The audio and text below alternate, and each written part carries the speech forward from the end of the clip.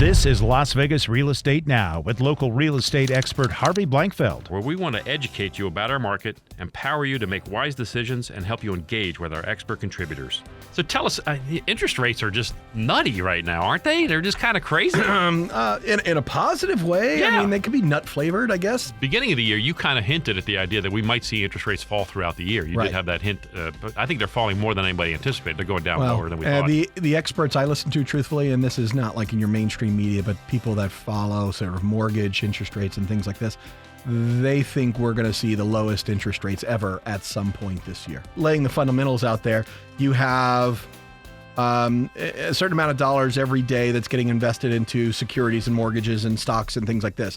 There's a global competition for those dollars. When you look at the global competition, you get the most for your money here in the U.S. Okay. And as interest rates in Germany and in the EU and Japan, they all fall, and they're actually right now negative, which effectively means that you give them $10, they give you back $9.95.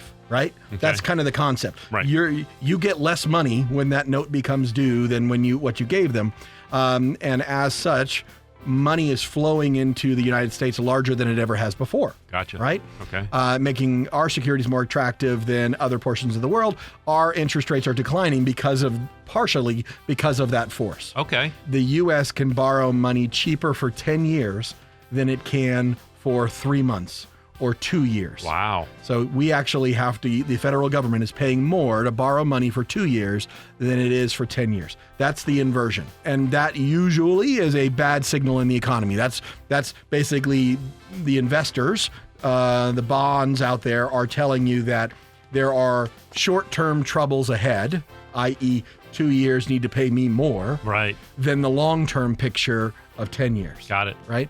And that's usually a bad signal for the economy.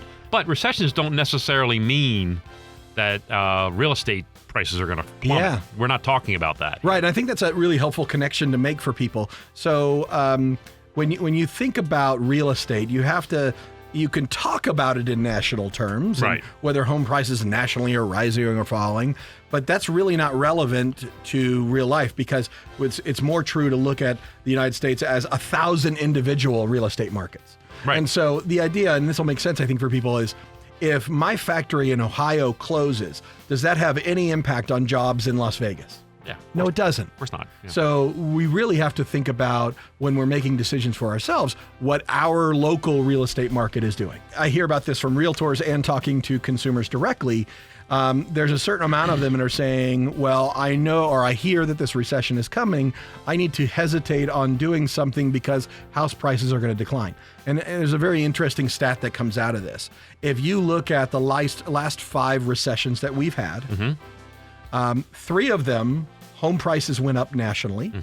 One of them, house prices declined by 1% nationally, so almost no decline. And then the fifth, the big one, was the big one, 2008. Right. That one, house prices declined. Right. So really, of the last 5, only once did you get any substantial downturn in house prices. Yeah. And it was what we all acknowledge to be a singular economic sort of event. Yep. That it was special and not likely repeatable in a normal circumstance.